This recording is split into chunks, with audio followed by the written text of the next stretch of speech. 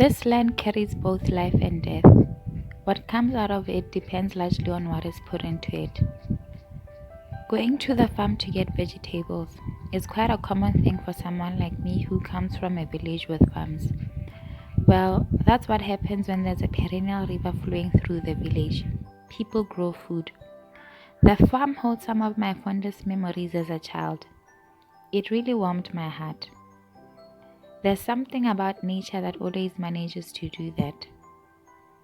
I wish I had known, though, that getting to reap the benefits of what you have sown requires hard work.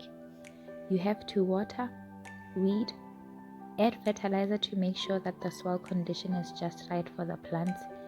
You also have to prune them and do all other things.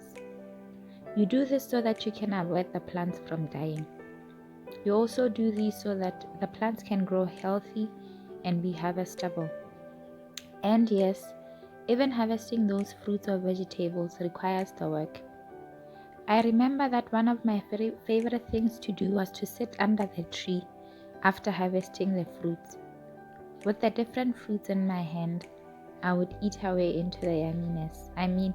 It was so yummy that I could travel all the way from my house just to be in the farm. My favorite fruits and vegetables to eat were tomatoes, peaches, and watermelon. I always made sure just to pack a little salt for the tomatoes. Do you know that coarse salt? That big, lumpy, hard salt? I would grind it before I left, then put it into a small plastic bag and head to the farm. Gosh, I can picture my face and what I felt. I had a smile and I felt happy. More than the nutritional value of the food, I guess eating them and being in the environment made me feel peaceful. I will liken the process of getting fruit and vegetables to that of managing peace. Both require hard work.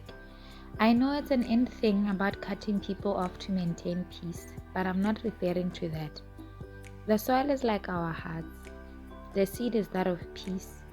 To make it grow, you have to water, add fertilizer to the soil I meant.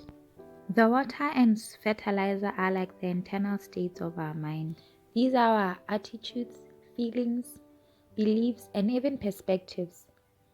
I realized with my life that getting an internal sense of peace carries greater weight. And I will be the first to admit that working on yourself is a hard thing. The good that comes out of it, though, is unimaginable.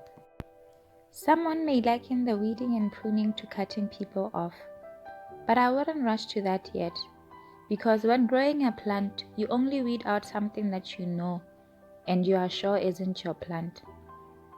You also cut out only the branch that you know won't bear fruit. The beauty of pruning is so that a new branch can regrow from the old and hopefully give fruit. If the problem is the actual plant, you will keep cutting off and there will be no difference. Once the piece has grown into a full plant, then we can start harvesting. There will be some fruits to throw away, those that didn't come out right. Maybe they were eaten by worms, scorched by the sun or the wind, or even eaten by animals. Whatever they are, they don't get shared. I liken these to people or things that time and again try to steal our peace. Just like the fruits, the vegetables that you can't harvest, you throw them out or you recycle by replanting with the hope that you'll get better harvest next time. Do you know that not having a sense of peace makes one feel vulnerable and scared?